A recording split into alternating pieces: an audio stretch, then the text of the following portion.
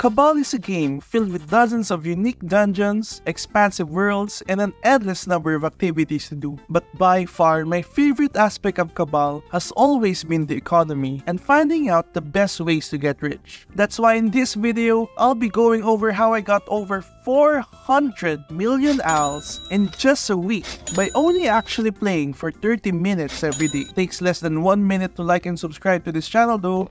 The method I'm talking about is, of course, by doing the different Chaos Arena levels. For those unfamiliar, the Chaos Arena is a dungeon that can be accessed by going through this portal beside the town in Bloody Ice. To enter the dungeon, you will need these keys that could be purchased from Peddler Unon, also located in the Bloody Ice settlement. The dungeon has 7 different levels that give different rewards. For this video, I'll only include doing dungeons levels 1 to 5, which gives us most of the grades of upgrade in force cores, or perhaps if you're God's chosen child, a slot extender. Upon entering this dungeon, you're spawned in a foggy hill area besides a river. What is most prominent in your screen, however, is the bright yellow timer counting down from 20 minutes. This is because the only mechanic in this dungeon relies on time. Continuing forward a bit and to the left will lead you to a primitive looking arena with a gate blocking you from entering. Destroying this gate will spawn a wave of mobs inside the arena and officially starts the dungeon. From this point forward, different waves of mobs will spawn every 30 seconds or so. This repeats for 11 times or 5.5 minutes. On the 6th minute after destroying the gate, the boss will spawn. The boss of each level is different but can be identified by its name, which is always red no matter what level your character is.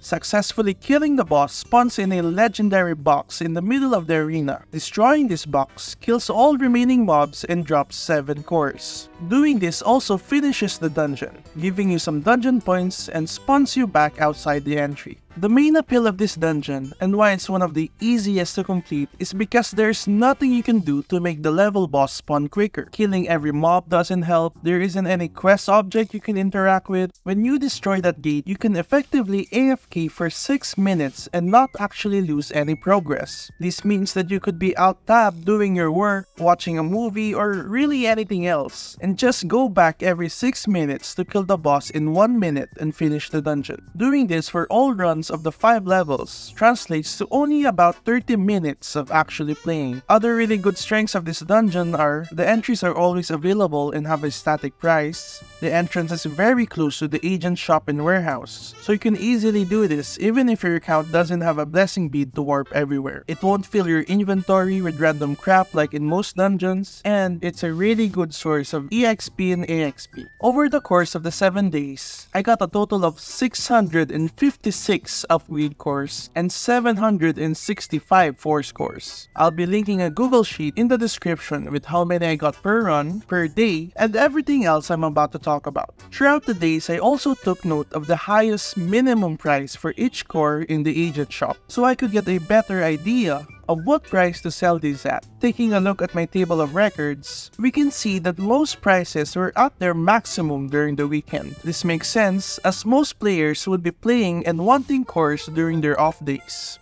The most profitable arena level was level 4, giving me a net of 124 million ALs. This might come as a surprise to some, but level 5 doesn't actually drop high upgrade cores. This makes its yield much lower compared to level 4, only giving me a net of 84 million ALs. While level 4 was the face value most profitable, the first level is actually the most efficient level, giving me a profit 2 times of what I spent in buying the keys. While other dungeons had a more 1-to-1 ratio, the most profitable core to sell was the UCHH.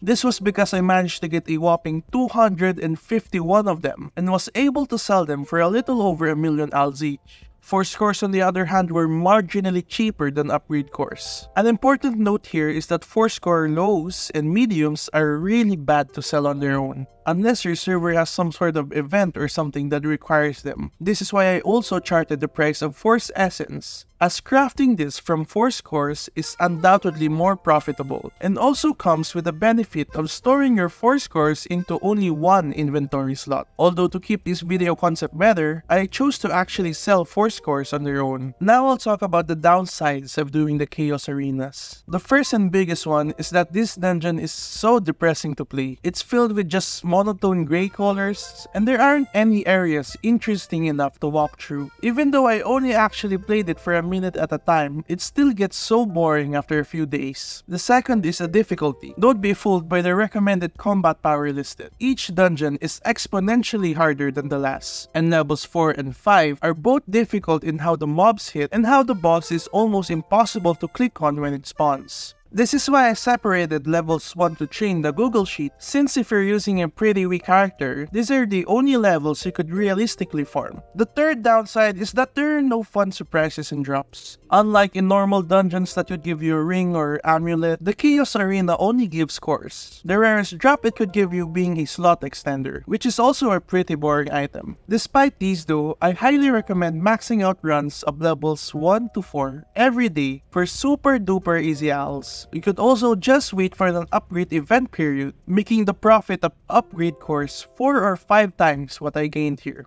What do you think of Chaos Arenas?